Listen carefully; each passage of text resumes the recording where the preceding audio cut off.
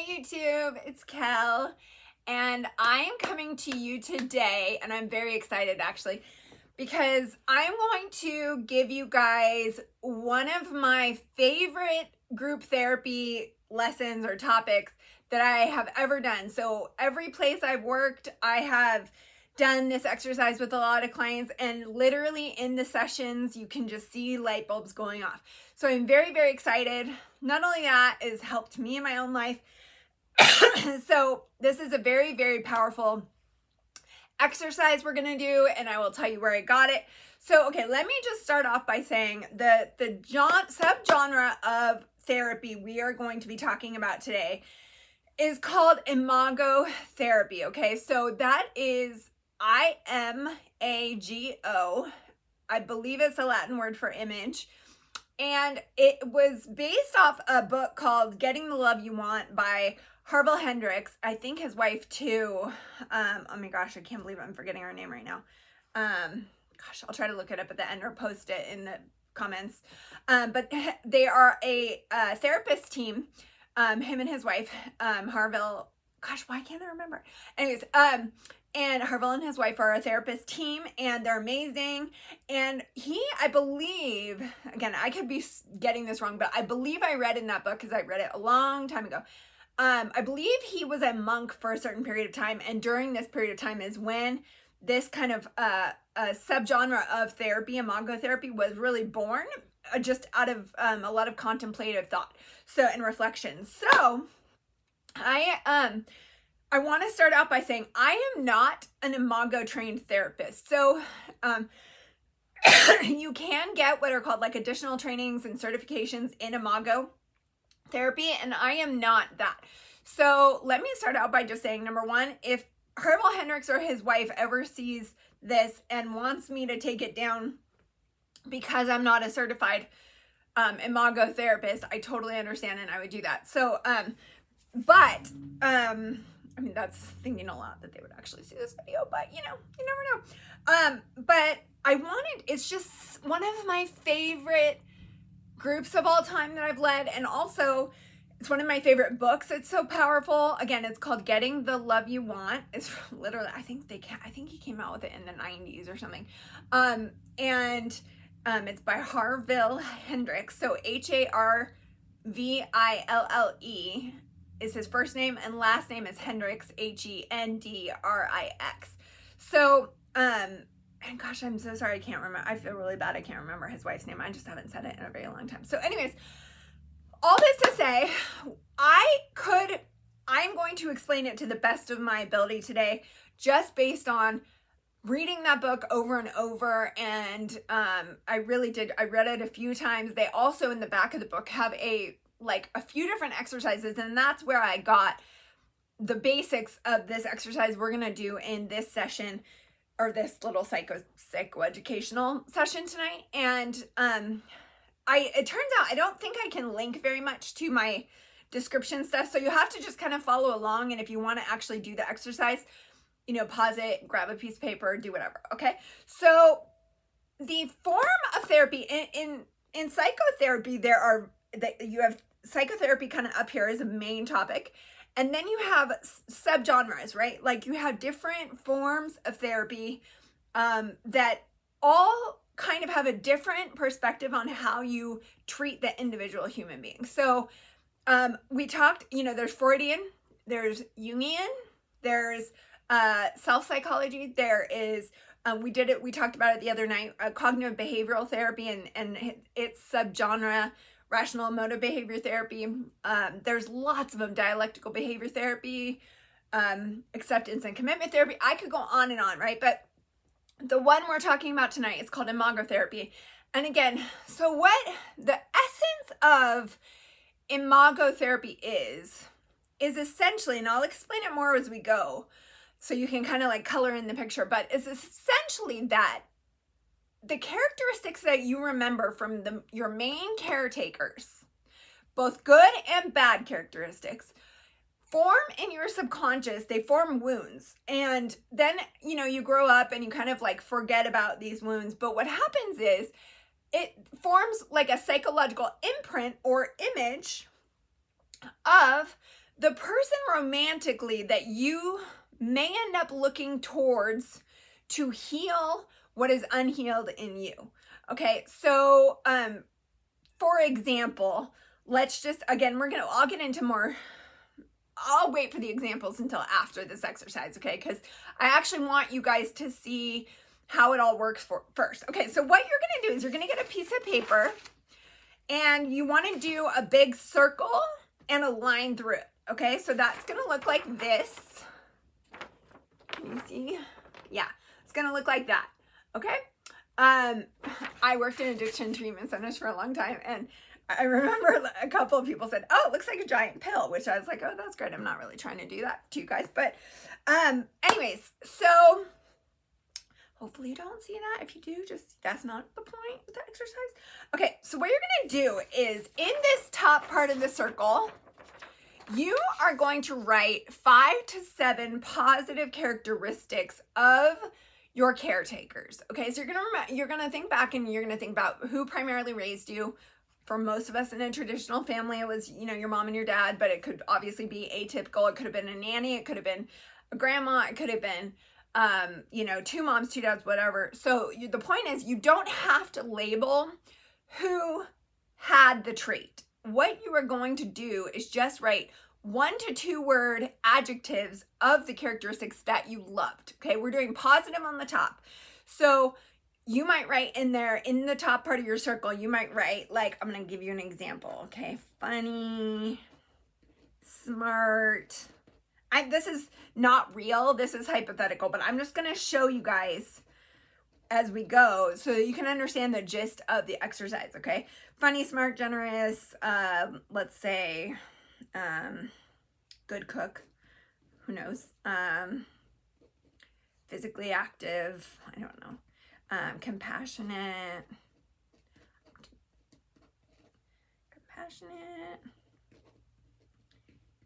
and creative, let's just say that. Okay, so your top half of your circle is going to look like this. Okay, can you see that? So you don't have to put again, this is not me personally, but I'm just doing this as a, like, off the top of my head. So you're going to do 5 to 7 1 to 2 word adjectives describing your caretakers that you loved. You're like, oh, I really loved that about them. I had a good cook, or they were physically active, or they were funny, or they were smart, or they were compassionate, they were a good listener, they were whatever it is. Okay, so you're gonna kind, generous, whatever. Okay, so you're gonna put that in the top half of your circle, and I will tell you why in just a little bit. Now, in the bottom half of your circle, okay, you are going to do 7 to 9 negative characteristics, okay? So, and if you cannot think of 7 to 9, that is great. Try, but if you can't, great, because we do not want to just come up with problems for you, right? So, I'm just gonna, again, this is not real for me. I'm just gonna come up with fake ones. Let's just say, just gonna write a few. I'm just gonna write 3 for the sake of just, for the sake of, like, brevity in this video. Absent, and let's just say, I don't even know, manipulative. Okay, so now you're gonna do 7 to 9, and first, before I show you mine, just so you get the example, I'm just gonna give you tons of possibilities that people might not think to put there, but that if you had them growing up in your childhood, you probably want to put there, and I'll explain why. But words like emotionally unavailable, words inconsistent, unpredictable, unreliable, easily angered, any kind of abusive. So if it's physically abusive, you want to put that in there. Sexually or, verbally abusive, whatever, just put that in there. If again, we're not trying, as you will see, we're not trying to, like, label your parents as bad. That's not going to be the point of this exercise. Okay. So, but if they were self-absorbed, or, if it's showed favorites, or, how can you say, like, or I don't know, like, those are just examples. Or, like, if they were, I had what I wrote down just, again, as fake examples, but in mine I put inconsistent, manipulative, and absent. And my writing is horrible. But, okay, so those are just 3. And again, if you can't come up with 7 to 9, that's amazing. More power to your parents, and more, you know, that's like, well done, parents. But this is, the whole point is for you to just get to know what your stuff is, right? So, okay, now you should have something that looks like this, okay? Now, what I want to explain to you is, in Imago therapy, what they say is you are going to be drawn to your romantic partner. Now, this doesn't always mean you have to be this way. There are ways to fix this and correct it. And I might do another video. Maybe I will. I'll do another video because it's going to be too long tonight on the treatment of couples using Imago therapy, and also like how do you fix it in yourself, right? But I'll do that another video. But tonight, what you want to see is what he says, Dr. Harville Hendrick says, like, if you do not, what happens growing up is you develop these wounds, right? And if you do not heal those wounds, then what happens is you're going to walk into a room, and you're subconsciously going to seek out a partner with these traits, both positive and negative. So you're essentially going to find this person in any given room. And what you're going to want to do is you're originally going to be drawn to these things. And you can see over here, it says these things will bond you. But then down here are going to end up being your buttons in the relationship, okay? So, and what it's doing is that person's negative traits are exacerbating the wounds that are already in you. So it's like throwing salt in the wounds. And also you could be used to like that dynamic with someone. So let's just say, now you'd be like, why am I doing this? Why would I do that? So Imago therapy believes that your soul does essentially want to heal itself. So what it's trying to do is be drawn to these people in order to open the wound again, but to get a different result this time in order to heal the wound that's there. So I'm going to give you an example, okay? Hypothetical, total hypothetical. I've never been physically assaulted. So, but let's just say you grew up with a physically abusive parent, okay? And that's obviously going to be in your negative down here. You may be drawn to relationships where physical abuse becomes present. And the reason for that is because subconsciously, you are trying to get that person to not hit you anymore. Because in your childhood, you didn't want to be hit, but maybe it kept happening and you never really got like the closure or the solution or the answer that you were really looking for. So what happens is you are drawn to a similar scenario to get a different result this time. So you're replaying the dynamic, opening those wounds in you, and hoping to get a different result this time. Now, the tragedy is, if you do all of this unconsciously, it is very likely you are just going to re-traumatize yourself. And that's like the part that's really sad, is about being unconscious and not aware of, like, you know, what are your triggers and how do you heal them, right? So, and you may try to control the other person so much to like not hit you anymore that, you know what I mean? It's just this self-perpetuating cycle. And then you leave them and then you go to another person that ends up being physically abusive, that kind of thing, okay? So ultimately, like, that is where your negative comes into play, is you can have what's called a repetition compulsion, to be compelled to go or drawn to certain people because they are going to reactivate certain wounds in you. Let's just say another one is, and again, mine down here is not neglected, but let's just say neglected is, say you felt neglected in childhood, okay? Or let's say, like, you might have put ignored or ignored me or something down in your bottom half of your circle. So you felt neglected in your childhood. You may be drawn to relationships where that person is just always busy doing something else, not emotionally available for you, not there for you. And yet you are like constantly trying to be good enough to get them to pay attention to you, to like, you know, somehow prove your own worth by getting them to pay attention to you. So do you see how that works in, like, and yet a lot of times, you know, they're still going to neglect you. And so it's this perpetuating cycle of like, I'm not good enough, they're neglecting me, you know. So it can re-traumatize you if you're not conscious of why you were drawn to certain people, okay? Another example could be if you, had a parent who was in jail growing up, and I've seen this like with, some of my clients in the past, that would be like an absent parent, right? And so you may be drawn to like a relationship where the person either works a lot, from a distance. You might be drawn to long distance relationships. You might be drawn to people who basically have other priorities and are essentially absent. They could be like actually physically absent, or they just might be emotionally absent. So, or let's see, another one could be critical. Okay, I've seen this a lot. Another negative one could be if you had a really critical parent who nagged you and was always on you and that kind of thing. You may, if you don't heal that, be drawn to your partner who is the same in order to get their acceptance this time, or to feel accepted, or to feel good enough this time.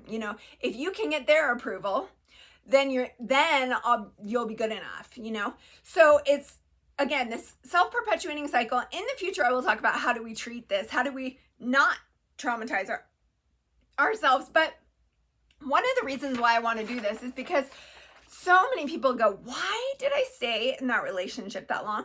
Why did I feel chemistry for that person? Why did I allow certain things to happen? And I'm not saying you should, but it does help when you understand what creates some kinds of chemistry. When something feels familiar, which your circle, if you meet someone with these positive and negative traits, it's going to feel familiar to you. You're going to be like, I like that person. I don't know why, but at least at first.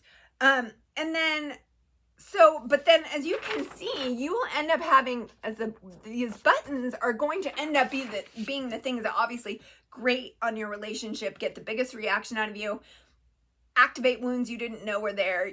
Let's just say neglect was in your childhood and then your partner ignores you. You may have some crazy reaction, not knowing, oh, I was ignored in my childhood and or abandoned or whatever. So, I'll do another video tomorrow, the next day, about treatment. How do we treat this? Because I'm sure it's probably not helpful just to know your problems and not know how to treat it. But the good news is, if you go, and again, I'm not Imago certified, but if you find an Imago certified therapist, and there are some, if you go to the Imago website, Imago therapy website with Harville Hendricks, he actually has a list of therapists that he recommends that are Imago certified. So even better than I am on this theory. And they know how specifically to work with this theory in terms of treatment in a couple. And I see very good work being done, like when I have had or known couples go to Imago certified therapists. They really know how to, essentially you're trying, I'll say it briefly and then I'll go into it more, but essentially the treatment in therapy is, instead of activating each other's wounds, when you become conscious of what your wounds are, then you can help your partner heal those wounds, and vice versa. Instead of activating them and throwing salt into the trauma, you can actually be like, oh, I could be the person who does it differently this time, And you don't take their wounds so personally, because you realize so much of the wounding comes from childhood stuff. So that's just a glimpse. And again, I will explain more on treatment of it in, my next video probably. But I just really want to explain a lot of what I think subconscious dynamics are in relationships, why you may have been drawn to or stayed in a relationship too long that you knew logically wasn't right for you, but something kept drawing you back. Now you might understand it. So again, I'll follow up with another video maybe tomorrow, the next day, and hopefully give you some more insight. But this is, again, one of my favorite. It's mind blowing when you see, oh, I go for guys that are workaholics, and because my dad was a workaholic, or you know what I mean? All these, it's just super insightful exercise. Absolutely love Imago therapy. Definitely one of my favorite genres of therapy. And I'm so glad they wrote that book, Getting Love You Want. It's so great. It does have a spiritual bent to it, so heads up on that, depending on what your spiritual beliefs are. But I loved it. Because essentially it talks about the soul and the soul wanting to heal itself. So that's it for tonight. And I will follow up again, and I hope that you are doing well. This video finds you well, and I'm sending love and hugs, and I will see you next time.